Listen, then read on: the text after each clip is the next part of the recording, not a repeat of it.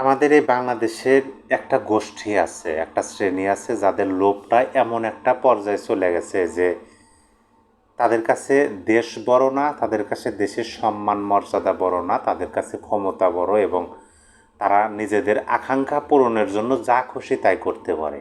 নিজেদের সম্মানও তারা বিসর্জন দিতে পারে। এরকম একটা গোষ্ঠী অলরেডি 5ই আগস্টের পরে প্রকাশ্যে আসছে, সামনে আসছে এবং তাদের চারিত্রিক বৈশিষ্ট্য শুধু বাংলাদেশের মানুষদের কাছে না, বিদেশিদের কাছেও তারা প্রকাশ করতেছে, তুলে ধরতেছে যে তাদের চারিত্রিক বৈশিষ্ট্য হলো যে তারা লোভী, তাদের আকাঙ্ক্ষা স্বপ্ন বাস্তবায়নের জন্য তারা যা কিছু জলাঞ্জলি দিতে পারে। এই কথাটা আমার কথার সাথে আপনারা মিলাইতে পারবেন যদি একটু সুনজরে তাকান বর্তমান বাংলাদেশের রাজনীতি এবং বর্তমান বাংলাদেশকে নিয়ে যেভাবে ষড়যন্ত্র হইতেছে। দেখেন, ধরেন আপনার সামনে একটা বিশাল বড় বিশাল দেহধারী একটা হাতি বসে আছে, শুয়ে আছে, তিনি সুন্দরভাবে তার মতো করে শুয়ে আছে, কিন্তু আপনারা করলেন কি 15-20 জন অথবা 15-20 হাজার মানুষ একত্রিত হয়ে যুক্তিবুদ্ধি করলেন যে ওই হাতিটাকে আপনারা উস্কিয়ে দেবেন, ওই হাতিটাকে আপনারা রাগিয়ে তুলবেন যেন তিনি ঝাঁকুনি দিয়ে দাঁড়িয়ে ওঠে, আশেপাশে যা আছে সব কিছু একদম বিনষ্ট করা শুরু করে। এই প্ল্যান মাফিক আপনারা কিছু কিছু দলে দলে যাইতেছেন, কেউ যায় হাতের কানে সুড়সুড়ি দিতেছেন, কেউ যায় লেজ ধরে একটু ঝাঁকুনি দিতেছেন, কেউ আবার অনেকজন যায় মনে করেন যে শক্তি খাটাইয়া তা হাতের একটা পা কাঁধে নেওয়ার চেষ্টা করতেছেন, এইভাবে ঝাঁকাইতেছেন, অনেকে তার সুরের মধ্যে যা সুড়সুড়ি দিতেছেন, এইভাবে বিভিন্নভাবে তাকে ডিস্টার্ব করতেছেন এবং চাইতেছেন প্রকৃতপক্ষে যে হাতিটা যেন রাগান্বিত হয়ে ওঠে। কিন্তু হাতিটা করতেছে কি, কৌশলে কাজ করতেছে। তাহলে কি হবে? তাহলে কি আপনাদের যে প্ল্যান, সে প্ল্যান বাস্তবায়ন হবে? কোনোভাবেই হবে না, কারণ হাতিটা হচ্ছে বুদ্ধিমান হাতি অথবা বুদ্ধিমতী হাতি। যাকে এই উদাহরণটা এই জন্য দিলাম, আমার পরিপূর্ণ আলোচনাটি শুনলে পরে আপনারা বুঝতে পারবেন যে কেন এই উদাহরণটা দিলাম। সম্প্রতি ভারতের যে পার্লামেন্ট, ভারতের যে লোকসভা বলে, সেখানে ব্যাপকভাবে উত্তেজনার সৃষ্টি হয়েছে বাংলাদেশকে নিয়ে। বাংলাদেশের গ্রেটার মানচিত্র, গ্রেটার বাংলাদেশ নামে একটা মানচিত্র প্রকাশ হয়েছে, সেটা নিয়ে ভারতের পার্লামেন্টে অধিবেশনে বিজেপির এক নেতা ভারতের কেন্দ্রীয় পররাষ্ট্রমন্ত্রী এস জয়শঙ্করের দৃষ্টি আকর্ষণ করে বলছে যে সম্প্রতি ঢাকা বিশ্ববিদ্যালয়ে সালতানাতি বাংলা নামে একটা ইসলামপন্থী সংগঠন বা গোষ্ঠী একটা গ্রেটার বাংলাদেশের মানচিত্র প্রকাশ করছে, যে মানচিত্রে দেখা গেছে মিয়ানমারের আরাকান রাজ্য, ভারতের বিহার, ঝাড়খণ্ড, উড়িষ্যা এবং গোটা 7 সিস্টার্সকে নিয়ে সেই মানচিত্রটা গঠন করা হয়েছে।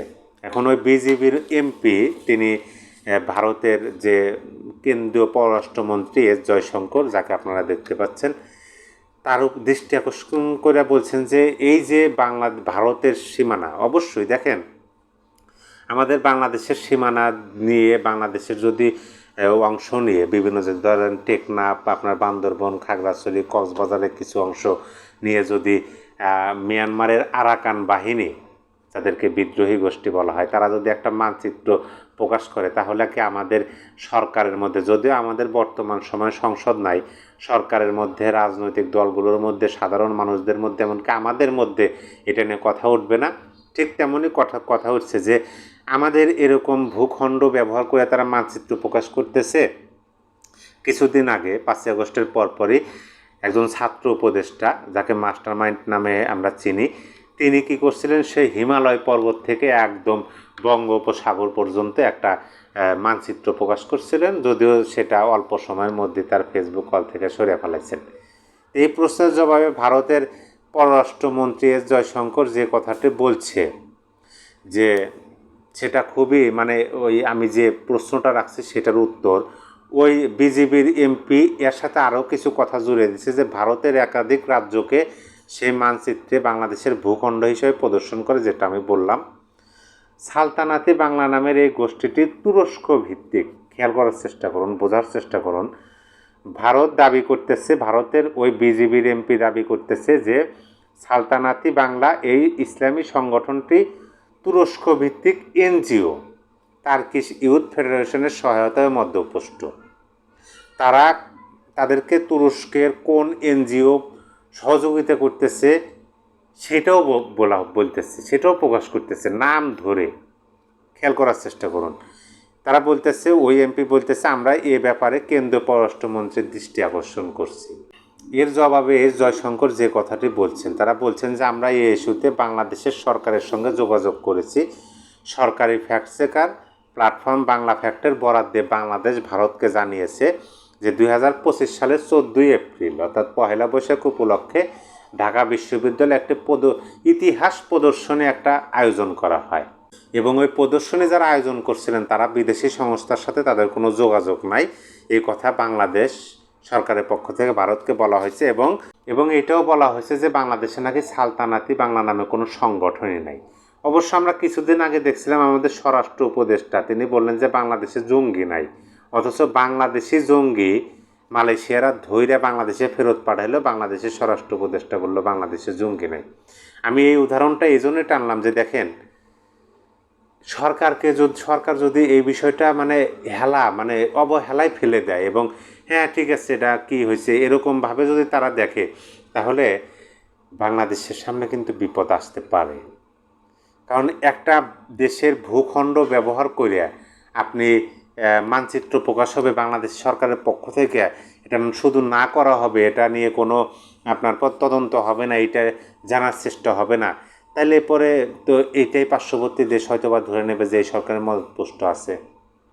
সেই জন্য আমি বর্তমান অন্তর্বর্তী সরকারকে আহ্বান জানাবো যে আপনারা দেশের ভালোর জন্য, আপনাদের ভালোর জন্য এইটা অবশ্যই আপনারা তদন্ত করুন যে আদৌ এই সালতানাতি বাংলা নামে কোনো সংগঠন আছে কিনা, আর যদি নাই থাকে তারা কেন এরকম একটা মানচিত্র প্রদর্শন করলো, আর বিদেশি যে তুরস্কের যে সংস্থা বা এনজিওর কথা বলা হলো সেটার সাথে কোনো, তারা যেহেতু নাম ধরে বলতেছে, একদম স্পষ্টভাবে বলতেছে যে তুরস্কের এই সংগঠনের সাথে এই সালতানাতি বাংলা নামক একটা গোষ্ঠী আছে বাংলাদেশে, তাদের সম্পর্ক আছে, এবং তারা ঢাকা বিশ্ববিদ্যালয়ের যে প্রদর্শন হয়েছে এটাও উল্লেখ করে বলতেছে, তাহলে অবশ্যই বাংলাদেশ সরকারকে এটা একটু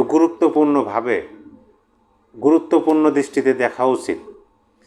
জয়শঙ্কর কিন্তু আরও কিছু কথা বলছেন, তারা বলছেন যে আমরা জাতীয় স্বার্থ সংক্রান্ত বিষয়গুলোতে বাংলাদেশের প্রতি বিশেষ মনোযোগী। ভারতের অভ্যন্তরীণ নিরাপত্তা সংক্রান্ত বিভিন্ন ইস্যুতে বাংলাদেশের উপর আমরা ভালোভাবে খেয়াল করব যে ভারতের অভ্যন্তরীণ নিরাপত্তা সংক্রান্ত বিভিন্ন ইস্যুতে ভারত বাংলাদেশের উপর নিবিড়ভাবে নজর রাখছে এবং অভ্যন্তরীণ নিরাপত্তাকে সর্বোচ্চ গুরুত্ব দিতেছে ভারত, এবং সেই মাফিক তারা এগিয়েছে, তারা প্রয়োজনীয় ব্যবস্থা নিতেছে।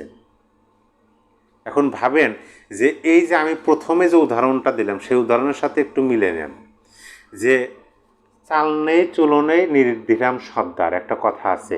নিজের দেশের কি অবস্থা, নিজের দেশের অভ্যন্তরীণ কি অবস্থা, আইন শৃঙ্খলা পরিস্থিতি, জনজীবনের কি অবস্থা, এইটাকেও দেখতেছে না। তারা মানচিত্র বড় করা নিয়ে ব্যস্ত আছে, অন্য দেশকে উস্কে তোলা নিয়ে ব্যস্ত আছে। ওই যে হাতি শ্বশুরে দিতেছে যে হাতি ঝাঁকুন এদিক, দেশটা যেন যুদ্ধবিধ্বস্ত হয়, এরকমভাবেই হয়তো তারা প্ল্যান করছে, বা এরকমভাবেই তাদের যে দেশের কি হলো না হলো তাদের স্বার্থটাই বড়। কিছুদিন আগে ডোনাল্ড ট্রাম্প যখন প্রেসিডেন্ট হলেন আমেরিকায়, তখন তিনি প্রকাশ করলেন যে আমেরিকার ডিপ স্টেট নাকি প্রথমে আসছে 29 মিলিয়ন, তারপরে ভারতের মাধ্যমে আসছে 21 মিলিয়ন, এই প্রায় 50 মিলিয়ন মার্কিন ডলার বাংলাদেশের 3 জনের এক সংস্থায় আইছে কি জন্য, বাংলাদেশের রাজনৈতিক রেজিম পরিবর্তনের জন্য। নিজের স্বার্থের জন্য কি হচ্ছে দেশটাকে নিয়ে, দেশটা হয়ে গেছে খেলার পুতুল। আগে আমরা বলতাম যে রাজনীতি হচ্ছে গোল আলু, যেমন প্রতিটা তরকারির মধ্যে আপনি ব্যবহার করতে পারবেন, আপনার শুটকির তরকারি থেকে ব্যবহার করে মাছ, মাংস, ডিম, ডাউল এগুলোর মধ্যে আপনি ব্যবহার করতে পারেন আলু। সেরকম রাজনীতিটাও, যার কারো কোনো পারিবারিক সমস্যা হলো, ব্যক্তিগত সমস্যা হলো, রাজনীতির সাথে জড়িয়ে যায়, এরকম আগেই দেখছি। কিন্তু আমার তো এখন মনে হইতেছে আমার পুরো দেশটাই এখন গোল আলো হয়ে গেছে, যে যার মতো ব্যবহার করতেছে। একজন নিজের স্বার্থ হাসিলের জন্য দেশটাকে ব্যবহার করতেছে, একজন নিজেদের অন্যের এজেন্ডা বাস্তবায়নের জন্য নিজের দেশকে ব্যবহার করতে দিতেছে। এটাই আমরা দেখতেছি। সম্মানিত দর্শক, আপনার মূল্যবান মতামত অবশ্যই কমেন্ট বক্সে জানিয়ে দিবেন। আর আশা করি আপনারা পরিপূর্ণভাবে বুঝতে পারছেন যে ভারত কেন বাংলাদেশের উপর নিবিড় পর্যবেক্ষণ রাখতেছে, শুধু একটা ঘটনার পরিপ্রেক্ষিতে না, এটা সবাই রাখবে। যখন আমার দেশের ভূখণ্ড নিয়ে পার্শ্ববর্তী কোনো দেশ তাদের মানচিত্র বড় করে প্রকাশ করবে, তখন কিন্তু আমরাও নজর রাখবো এবং আমরাও প্রতিহত করার চেষ্টা করব। কিন্তু ভারত হয়তো বা মানে অন্যভাবে এগুচ্ছে। আমাদের যে রাগ, বর্তমান সরকারের যে রাগ আর বর্তমান সরকারের নিয়োগকর্তাদের যে হুঙ্কার, যদি আমার দেশের ভূখণ্ড কেউ ব্যবহার করে তাহলে তো এরা সঙ্গে সঙ্গে অ্যাকশন শুরু করে দেবে। এটা আমার কাছে মনে হয়। আপনার মূল্যবান মতামত অবশ্যই কমেন্ট বক্সে জানিয়ে দেবেন। সবাই ভালো থাকবেন। আল্লাহ হাফিজ।